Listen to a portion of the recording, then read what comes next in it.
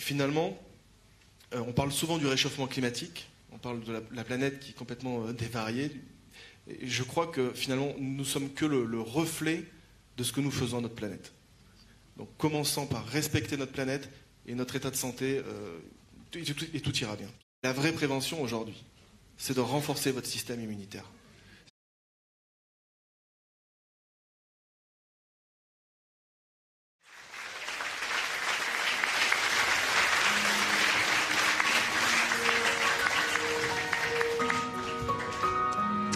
En fait, Mathias m'a touchée, enfin nous a touchés au niveau de Planète Altruiste par son parcours. Parce qu'on parle de santé, de cancer, de perturbateurs endocriniens, etc. Et Mathias, justement, est la personne qui a vécu ce genre de parcours, avec toutes les galères médicales, enfin voilà, des diagnostics médicaux, etc.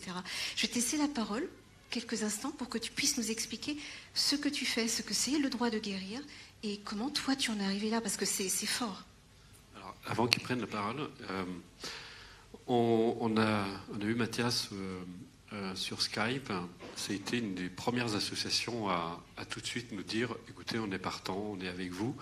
On a vraiment le lien s'est fait. On a été extrêmement touchés. On a vraiment, et je tenais à te le dire, on a vraiment apprécié.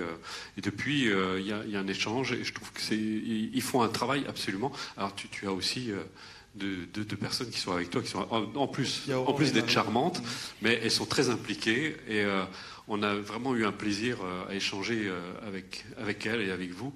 Et ce que vous faites est aussi absolument admirable. Et donc je vais te laisser la parole justement pour parler un petit peu de ton parcours, parce que qui est quand même extrêmement révélateur de ce qu'on est en train de vivre dans notre société aujourd'hui. Ouais, et je pense qu'en plus de ça, il y a certaines personnes qui peuvent s'identifier à mon histoire. Et donc, voilà, poser peut-être des mots sur des mots, justement. En fait, quand j'étais, alors déjà, avant de commencer, je voulais quand même vous dire qu'aujourd'hui, c'est une journée exceptionnelle un peu pour moi et puis pour le droit de guérir, parce qu'aujourd'hui, c'est la journée nationale de la maladie de Lyme. Donc, partout en France, tous les malades se sont réunis et on essaye de sensibiliser la population à cette pathologie. Et c'est vrai qu'on en entend de plus en plus parler, et c'est pas un hasard. Alors, quand j'étais jeune, vers l'âge de 7-8 ans, j'ai commencé à avoir des douleurs articulaires.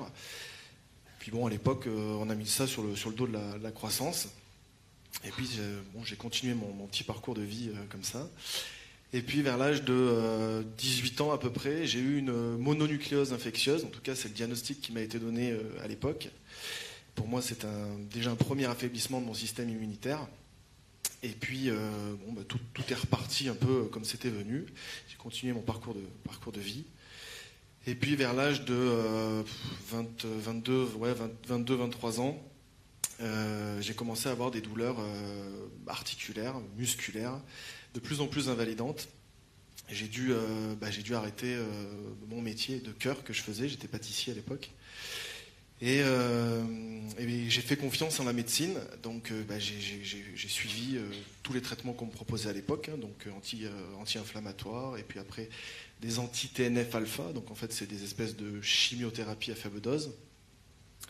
Et puis plus j'avançais, plus je voyais qu'en fait mon état était en train de se dégrader et que j'étais devenu vraiment un bon client pour l'industrie pharmaceutique.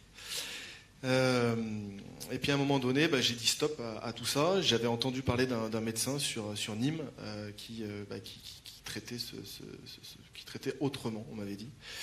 Ce médecin a pris le temps d'ouvrir mon dossier, de le regarder depuis plus de 10 ans. Il était temps. Et puis il m'a regardé, il m'a dit, mais au bout d'1 heure et demie, il m'a regardé, puis il m'a dit, mais monsieur Lacoste, vous n'avez pas une spondylarthrite ankylosante, mon diagnostic que j'avais reçu. Pour moi, vous avez une maladie de Lyme. J'ai dit, Kézako, je ne connais pas une maladie de Lyme. Il m'a dit, c'est transmis par morsure de tique. Et donc, j'ai dit non, pour moi, je n'ai jamais été mordu par une tique. Il m'a dit, on va vous faire passer des tests. Et puis, on m'a fait passer des fameux tests. Mais bon, il m'a déjà prévenu tout de suite. Il m'a dit, je vous préviens, les tests de dépistage risquent de revenir négatifs, mais ça ne veut pas dire que vous n'avez pas la maladie.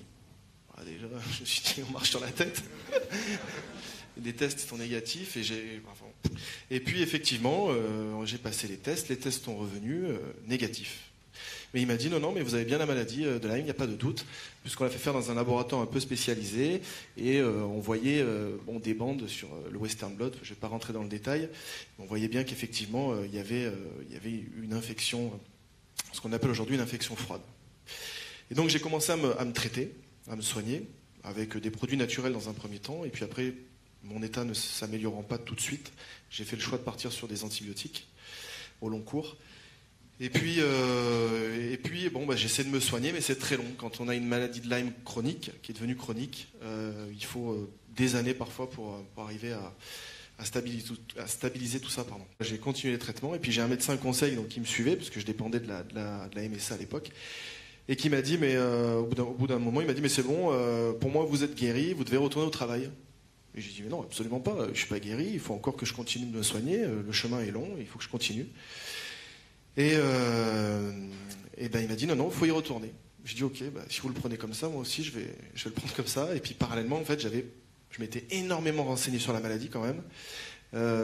Et j'ai découvert énormément de choses. J'ai découvert que la médecine française s'est trompée sur énormément de points. Et qu'aujourd'hui, derrière la maladie de Lyme, pour le coup, c'est vraiment l'arbre qui cache la forêt, c'est-à-dire qu'il y a une multitude de pathologies qui sont concernées par ce type d'infection.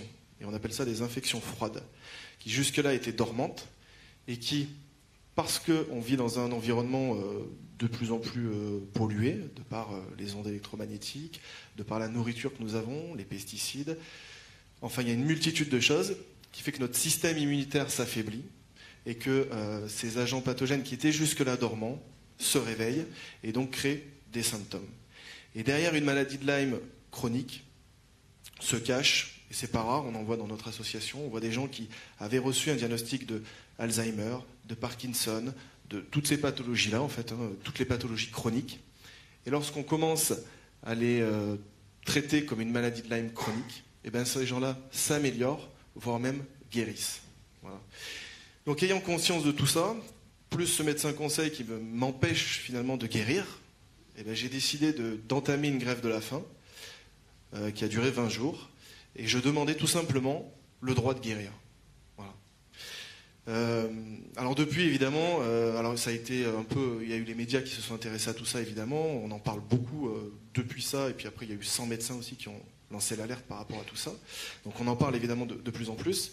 Mais il en reste encore énormément à découvrir, puisqu'aujourd'hui, on sait très bien qu'il n'y a pas que les tiques qui transmettent cette maladie-là, il y a d'autres insectes qui sont vecteurs, il y a d'autres modes de contamination, on parle de la transmission sexuelle, on parle de la transmission materno-fétale, donc c'est quelque chose, on est vraiment tous concernés, il faut que chacun en prenne bien conscience, et donc suite à tout ça, il y a énormément d'internautes qui m'ont rejoint lors de cette grève de la faim pour me suivre. J'avais créé cette page Facebook, donc Le Droit de Guérir. Et puis tous ces internautes m'ont rejoint. Ils m'ont dit il faudrait peut-être créer une association. Je dis pourquoi pas, ouais. Moi j'étais pas trop association. Mais j'ai dit allez, pourquoi pas. C'est vrai qu'il faut qu'on fasse bouger les choses. Et donc depuis, on se bat pour essayer de faire évoluer les choses. On mène des actions, on fait des manifestations, et puis on est en train de renforcer nos rangs petit à petit. Mais c'est vrai qu'aujourd'hui, on a besoin des uns et des autres, et on s'en rend compte, parce que nous, on est affaiblis. On n'est pas dans un état normal. Donc on a besoin de gens pour nous aider à faire changer les choses et à faire éclater ce scandale sanitaire. Parce que c'est un vrai scandale sanitaire. On parle d'une épidémie, on parle même d'une pandémie maintenant. Donc on est tous concernés. Les spécialistes, aujourd'hui, parlent de 80 à 90% des Français qui seraient porteurs de l'agent pathogène à l'origine de la maladie de Lyme, qui s'appelle la Borrelia burgdorferi, petite bactérie très très intelligente. Voilà, donc il faut que tout le monde en prenne conscience, et il faut qu'ensemble on fasse changer tout ça. Et c'est vrai qu'aujourd'hui, je dis souvent, finalement, on parle souvent du réchauffement climatique, on parle de la planète qui est complètement dévariée. Et je crois que finalement, nous ne sommes que le reflet de ce que nous faisons à notre planète. Donc commençons par respecter notre planète et notre état de santé, et tout ira bien, tout simplement. Voilà. C'est exactement ça. Merci Mathias.